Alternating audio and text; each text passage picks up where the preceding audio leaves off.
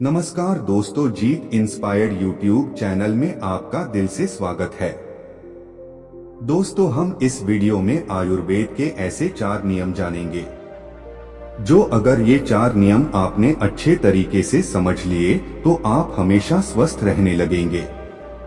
एक ऋषि जो प्राचीन आयुर्वेद और योग के विशेषज्ञ थे, वह गांव के बाहर एक झोपड़ी में रहते थे। एक दिन उस गांव का सबसे अमीर आदमी उनके आश्रम में आता है। वह अमीर आदमी बीमार सा लग रहा था। उसने आते ही ऋषि को प्रणाम किया और धीमी दर्द भरी आवाज में कहने लगा, ऋषि, मैं इस गांव का सबसे अमीर व्यक्ति हूँ। मेरे पास धन संपत्ति की कोई कमी नहीं है, लेकिन मैं अपने शरीर से खुश नहीं हूँ। अक्सर कोई न कोई बीमारी मुझे होती रहती है, जिसके कारण मैं हर समय परेशान और दुखी रहता हूँ। तो क्या आप मुझे अपने आयुर्वेदिक खजाने से बता सकते हैं कुछ सरल और आसान नियम जिनका पालन करके मैं स्वस्थ जीवन जीने लगूं? ऋषि ने व्यक्ति की बात ध्यान से सुने और फिर कहने लगे, आयुर्वेद में कहा गया है कि जिस व्यक्ति को स्वस्थ रहना है उसे हमेशा अपने शरीर के वात, कफ और पित्त को संतुलित रखना चाहिए। हमारा शरीर त्रिदोष पर आधारित है। कोई भी बीमारी केवल इन 3 दोष के कारण ही होती है, वात दोष, पित्त दोष और कफ दोष। जब वात बहुत ज्यादा खराब हो जाता है तो 80 से ज्यादा बीमारियां आती हैं, और जब शरीर में पित्त दोष खराब हो जाता है तो 46 से अधिक बीमारियां होने की संभावना बढ़ जाती है, और कफ दोष बिगड़ जाने से 28 से अधिक बीमारियां होने की संभावना होती हैं। और अगर वात, पित्त और कफ तीनों दोष एक साथ बिगड़ जाएं, तो शरीर में 148 से ज्यादा बीमारियां हो जाती हैं, जैसे सर्दी, खांसी, दस्त से लेकर बड़ी से बड़ी बीमारियां भी शरीर में वात, पित्त और कफ दोष के बिगड़ने से ही होती हैं। इतना कहकर ऋषि कुछ देर तक चुप रहे और फिर कहने लगे, भारत के महान आयुर्वेद चिकित्सकों में से एक महर्षि वाग्भट ने अपनी दोनों रचना अष्टांग हृदयम और अष्टांग संग्रह में शरीर की कार्यप्रणाली को समझने और उसे स्वस्थ रखने के लिए 7000 नियम बताए हैं, जिनमें से 4 नियम बहुत ही महत्वपूर्ण हैं, जो कि शरीर में वात, पित्त और कफ को संतुलित रखना बहुत ही जरूरी है। आज मैं आपको बताता हूं कि आपके शरीर में वात, कफ और पित्त तीनों एक साथ संतुलित रहे। इसके लिए पहला नियम है, खाना खाने के तुरंत बाद पानी नहीं पीना चाहिए। महर्षि वाग्भट कहते हैं कि खाना खाने के तुरंत बाद पानी पीना जहर पीने के समान है। व्यक्ति ने कहा, हे ऋषिवर, लेकिन क्यों और कैसे? ऋषि ने कहा कि हम जो भी खाते हैं वह हमारे पेट में एक जगह इकट्ठा हो जाता है, जिसे हम संस्कृत में जठर कहते हैं, या कुछ लोग इसे हिंदी में अमाशय भी कहते हैं। अब जैसे ही हमारा भोजन पेट में पहुंचता है, पेट में इस भोजन को पचाने के लिए पेट से अम्ल निकलता है, जिसे गैस्ट्रिक या जठर की अग्नि भी कहा जाता है। अब यहाँ हमारा भोजन अम्ल के माध्यम से चलता है, जिसे साधारण भाषा में लोग पचना कहते हैं। लेकिन अगर हम खाना खाने के तुरंत बाद पानी पीते हैं तो यह हमारे जठर अग्नि को शांत कर देता है, यानी कि अम्ल पानी में घुलकर पतला हो जाता है, जिससे इसकी क्रियाशीलता कम हो जाती है और हमारा खाना ठीक से पच नहीं पाता, बल्कि पेट में पड़ा पड़ा सड़ जाता है, और फिर यही सड़ता हुआ खाना पेट में 100 से अधिक जहर पैदा करता है, जो कि मानव के शरीर में 80 से अधिक बीमारियां उत्पन्न होती है। गैस बनना, एसिडिटी और पेट फूलना जैसी समस्या केवल उन्हीं को होती है जिनका खाना ठीक से नहीं पचता है, और खाना ठीक से नहीं पचने का सबसे बड़ा कारण है खाना खाने के तुरंत बाद पानी पी लेना। व्यक्ति ने पूछा, लेकिन हे मुनिवर, खाना खाने के कितनी देर बाद तक पानी नहीं पीना चाहिए? ऋषि ने कहा, कम से कम 1 घंटे तक, क्योंकि जठराग्नि जलने की यह प्रक्रिया खाना खाने के 1 घंटे बाद तक चलती रहती है। व्यक्ति ने फिर पूछा, हे मुनिवर, क्या हम खाना खाने से पहले पानी पी सकते हैं? ऋषि ने कहा, हाँ, हम खाना खाने से पहले पानी पी सकते हैं, लेकिन खाना खाने से तुरंत पहले नहीं। बल्कि खाना खाने से आधे घंटे पहले आप जितना चाहें उतना पानी पी सकते हो।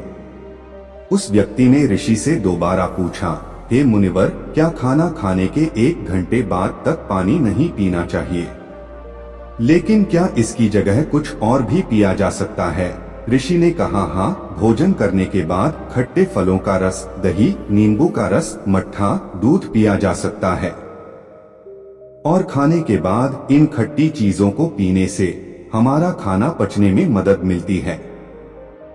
लेकिन अगर आप इनका अधिकतम लाभ लेना चाहते हैं तो नाश्ते के बाद खट्टे फलों का रस, दोपहर के भोजन के बाद दही की लस्सी या मट्ठा और रात में खाना खाने के बाद दूध पीना बहुत फायदेमंद होता है।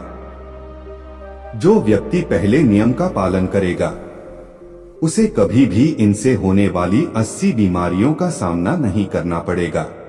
दोस्तों, अगर आप रोजाना योगासन और प्राणायाम करते हैं तो कुछ समय तक और आप इस वीडियो में बताए गए 4 नियमों का पालन करते हैं, तभी आपके शरीर को इन आयुर्वेदिक नियमों का पूरा लाभ मिलेगा। ऋषि ने आगे कहा कि वात, पित्त और कफ दोष तीनों को एक साथ संतुलित रखने के लिए महर्षि वाग्भट न दूसरा नियम बताते हैं कि जब भी पानी पियो तो हमेशा घूंट घूंट कर पियो। व्यक्ति ने फिर पूछा, लेकिन ऋषि क्यों? ऋषि ने कहा कि हमारे मुंह के अंदर का लार क्षारीय होता है और अम्ल हमारे पेट के अंदर बनता है। जब हम पानी घूंट घूंट करके पीते हैं तो हर बार थोड़ा सा लार पानी में घुलकर हमारे पेट में चला जाता है और यह क्षारीय लार हमारे पेट में मौजूद अम्ल को निष्क्रिय कर देता है, जिसे हमारे पेट की अम्लता को कम कर देती है, जिससे पेट में जलन की समस्या खत्म हो जाती है।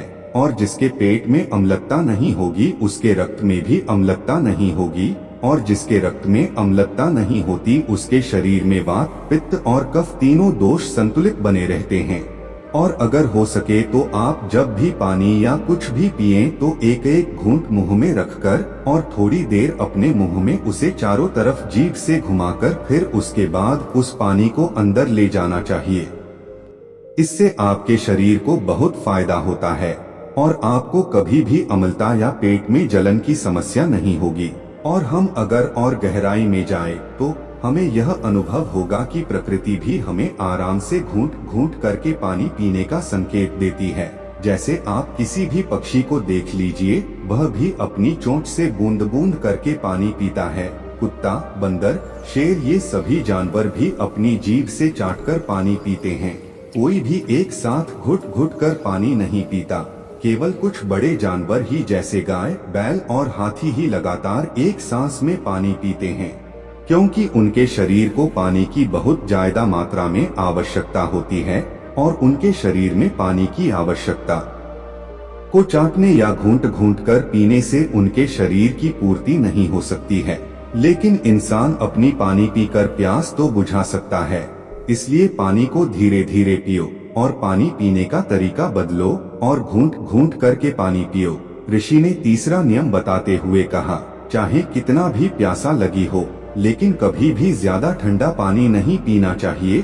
फिर उस व्यक्ति ने कहा, अब इसका भी कारण बता दीजिए। ऋषि ने कहा कि हमारा शरीर अंदर से गर्म होता है और जब हम बहुत ठंडा पानी पीते हैं तो ठंडे पानी का तापमान हमारे शरीर के तापमान के बराबर लाने के लिए हमारे शरीर के बहुत से ऊर्जा अधिक खर्च कर देता है, जिससे हम सुस्त और थकान महसूस करने लग जाते हैं।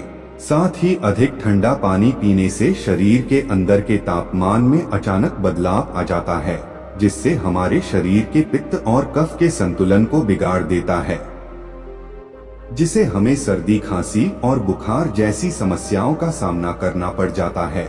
यदि कोई कमजोर और बीमार व्यक्ति बहुत अधिक ठंडा या बर्फीला पानी का सेवन कर लिया तो यह उसका मृत्यु का कारण भी बन सकता है, क्योंकि यह बर्फीला पानी उसके पेट को पूरी तरह से ठंडा कर देता है। जैसे ही पेट ठंडा हो जाता है और जब हृदय ठंडा होता है तो फिर हमारे मस्तिष्क भी ठंडा हो जाता है और मस्तिष्क ठंडा होते ही व्यक्ति का पूरा शरीर ठंडा हो जाता है और पूरे शरीर ठंडा होते ही व्यक्ति की मृत्यु हो जाती है। इसीलिए महर्षि वाग्भट ने बहुत अधिक ठंडे पानी के सेवन को गलत बताया है।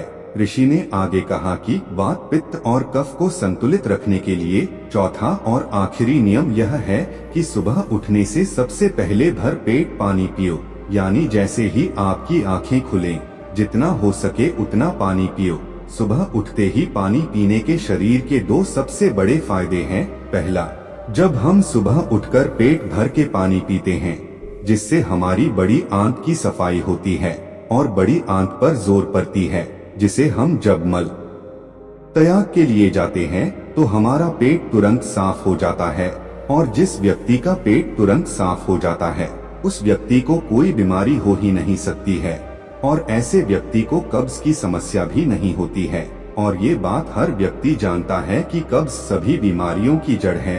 और सुबह उठते ही पानी पीने का दूसरा फायदा यह है कि सुबह के समय हमारे पेट में अम्ल की मात्रा सबसे ज्यादा होती है और जब हम बहुत सारा पानी पीते हैं तो हमारे मुंह की लार, जो कि क्षारीय होती है, वह पानी में घुलकर हमारे पेट में जाती है और पेट के अम्लीय माध्यम को उदासीन कर देती है। इसलिए सुबह सुबह उठकर पानी पीना बहुत जरूरी है। तो ये थे महर्षि वाग्भट द्वारा बताए गए 4 नियम, जो सुनने में तो बहुत ही आसान लगते हैं, लेकिन अगर आप इन 4 नियमों का लगातार पालन करते हैं तो कोई भी बीमारी आपको छू भी नहीं सकती है। ऋषि के मुख से 4 नियम सुनने के बाद अमीर व्यक्ति को एहसास हुआ कि जैसे कि उसे उसके समस्या का समाधान हो गया हो। उसने राहत की सांस ली। उसने ऋषि के सामने उन 4 नियमों का पालन करने का संकल्प लिया और उनको खुशी खुशी धन्यवाद देते हुए वहां से चला गया। तो दोस्तों, उम्मीद करता हूँ आपको इस जानकारी से एक अच्छी सीख मिली होगी। यह जानकारी आपको कैसी लगी, हमें कमेंट बॉक्स में कमेंट करके जरूर बताएं और साथ ही इस जानकारी को अपने दोस्तों के साथ जरूर शेयर करें ताकि उन्हें भी इस जानकारी से कुछ सीखने को मिल सके।